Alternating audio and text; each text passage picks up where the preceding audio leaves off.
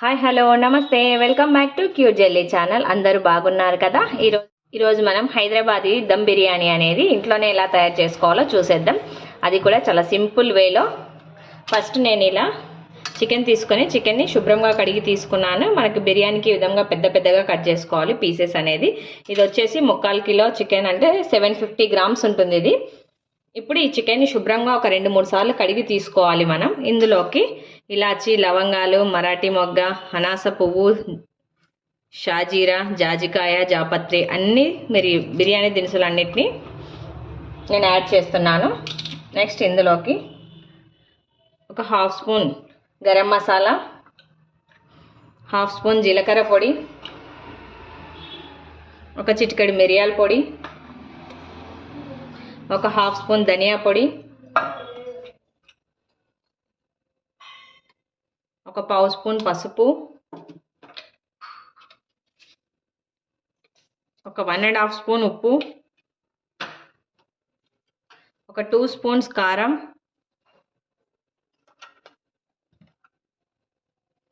కొద్దిగా అల్లం పేస్ట్ ఫ్రెష్గా ప్రిపేర్ చేసుకుంటే టేస్ట్ బాగుంటుంది. ఈ మసాలాలన్నిటి వేసుకున్న తర్వాత ఒకసారి మనం ఇలా బాగా ముక్కలకు పట్టించేసుకోవాలి.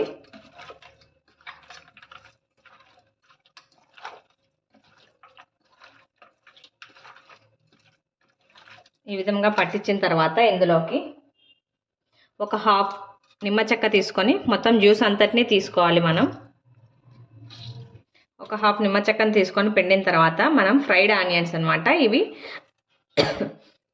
నూనెలో బాగా ఇలా ఒట్టిగా వేయించుకోవాలి. మనం వేయించుకున్న భాగంలో నుంచి ఒక 1/4 భాగం దాకా ఈ చికెన్లోకి యాడ్ చేసుకోవాలి. ఒక 1/2 భాగం ఆనియన్స్ వచ్చేసి పక్కకు తీసుకోవాలి.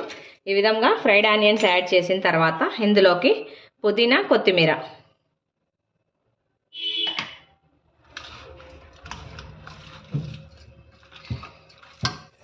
ఈ విధంగా ఫ్రైడ్ ఆనియన్స్, పుదీనా, కొత్తిమీర వేసి బాగా ఇలా మిక్స్ చేసుకోవాలి.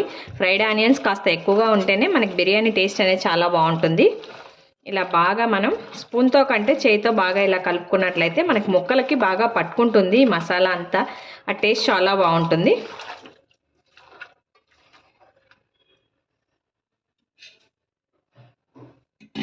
ఈ విధంగా ఫ్రైడ్ ఆనియన్స్, కొత్తిమీర, పుదీనా వేసిన తర్వాత ఇందులోకి ఒక 2 టేబుల్ స్పూన్ వచ్చేసి పెరుగు యాడ్ చేసుకోవాలి. పెరుగు కూడా వేసి బాగా మిక్స్ చేసుకోవాలి మనం.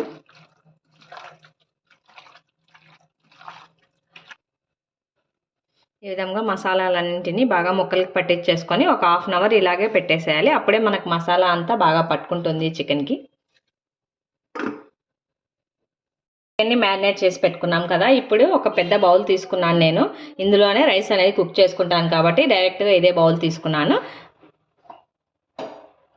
ఈ బౌల్లోకి ఈ గ్లాస్తో 2 గ్లాసుల బాస్మతి రైస్ తీసుకున్నాను. ఈ 2 గ్లాసులు బాస్మతి రైస్ వచ్చేసి అప్రాక్సిమేట్గా రైస్ కూడా 750 గ్రామ్స్ ఉంటాయి.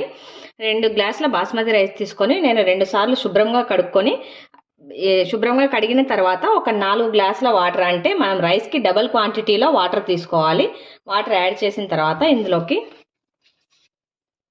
ఒక 2 స్పూన్స్ ఉప్పు యాడ్ చేస్తున్నాను నేను. అదేవిధంగా మన హోల్ గరం మసాలా దినుసులన్నీ, షాజీరా అన్నింటినీ కూడా రైస్లోకి యాడ్ చేస్తున్నాను నేను. వీటితో పాటు ఒక 3 పచ్చిమిర్చిని ఈ విధంగా చీల్చుకున్నాను. పచ్చిమిర్చిని కూడా ఇందులోకి యాడ్ చేస్తున్నాను. అదేవిధంగా మనకు రైస్ అనేది బాగా పొడి ఆడుతూ రావడానికి నేను ఇక్కడ ఒక 1 స్పూన్ వచ్చేసి నెయ్యి వాడుతున్నాను.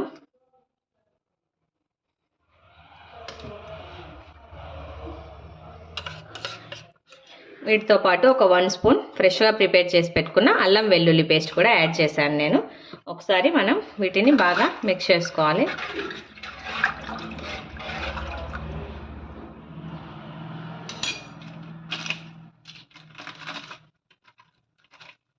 వీటితో పాటు ఒక 4 బిర్యానీ ఆకులు కూడా వేసాను.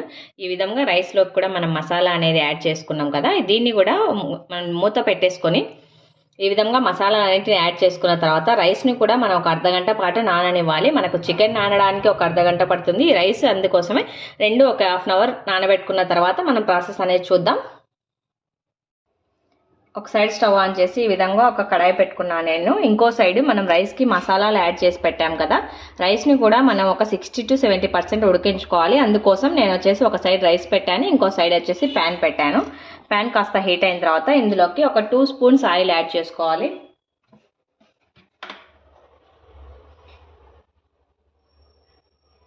అదేవిధంగా ఒక 1 స్పూన్ నెయ్యి యాడ్ చేస్తున్నాను. 2 స్పూన్స్ ఆయిల్, ఒక 1 స్పూన్ నెయ్యి యాడ్ చేస్తున్నాను నేను. ఈ ఆయిల్ నెయ్యి కాస్త హీట్ అవ్వాలి మనకు. ఈ ఆయిల్ హీట్ అయిన తర్వాత మనం ఒక 1/2 అవర్ ముందుగా మ్యారినేట్ చేసి పెట్టుకున్నాం కదా, చికెన్ చక్కగా మ్యారినేట్ అయిపోయింది. ఇప్పుడు ఈ ప్యాన్లోకి యాడ్ చేసుకోవాలి మనం. ఈ చికెన్తో పాటు ఒక 1 స్పూన్ వచ్చేసి వాటర్ యాడ్ చేశాను నేను.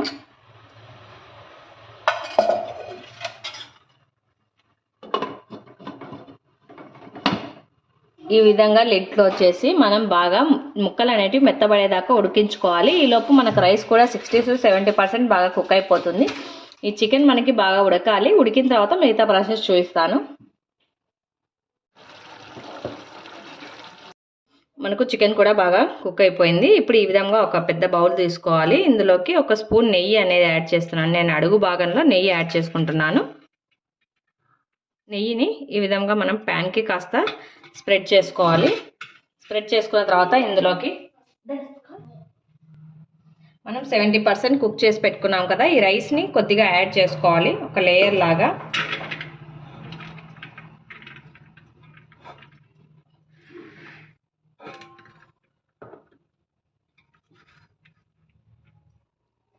ఇందులోకి మనం ఫ్రై చేసి పెట్టుకున్నాం కదా ఉడికించుకున్న చికెన్ని కొద్దిగా ఒక హాఫ్ ఆఫ్ ది పార్ట్ చికెన్లో నుండి రైస్ మీద యాడ్ చేసుకోవాలి.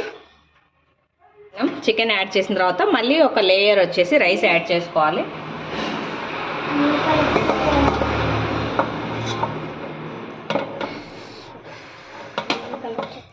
ఈ విధంగా రైస్ని లైట్గా ఒక లేయర్గా వేసుకున్న తర్వాత మనం ఫ్రైడ్ ఆనియన్స్ని యాడ్ చేసుకోవాలి. ఆనియన్స్ మొత్తం యాడ్ చేసేసుకోండి. ఫ్రైడ్ ఆనియన్స్ యాడ్ చేసిన తర్వాత కొత్తిమీర పుదీనాని యాడ్ చేసుకోవాలి. యాడ్ చేసిన తర్వాత మళ్ళీ ఒక లేయర్ లైట్గా రైస్ యాడ్ చేసుకోవాలి.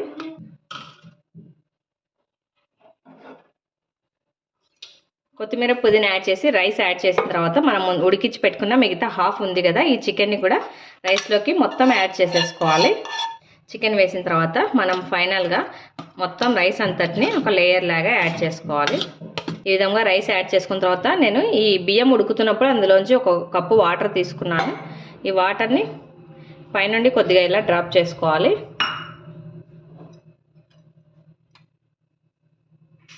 ఫైనల్గా ఇందులోకి ఒక స్పూన్ నెయ్యి యాడ్ చేసుకోవాలి.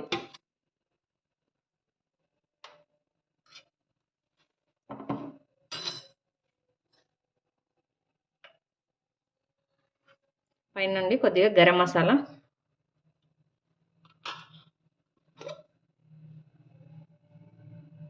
కొద్దిగా ధనియా పౌడర్, గరం మసాలా ధనియా పౌడర్ యాడ్ చేసిన తర్వాత పెట్టేసుకొని ఒక 5 నిమిషాలు సిమ్లో ఉంచి బాగా ఉడికించుకోవాలి. ఈలోపు మనకి బాగా ఈ ముక్కలు రైస్ అనేవి బాగా ఉడికి మంచిగా దమ్ అవుతాయి. తర్వాత చూపిస్తాను మీకు. 5 మినిట్స్ తర్వాత మనం లిడ్ ఓపెన్ చేసి చూసుకోవాలి. మనకు రైస్ అనేది బాగా పొడి పొడిలాడుతూ చక్కగా రెడీ అయిపోయింది. ఎక్కడ మనకు రైస్ మెత్తబడలేదు. చాలా సింపుల్ ప్రాసెస్, అంతే అండి. హ్యాపీగా మనం ఎంజాయ్ చేసేయడమే.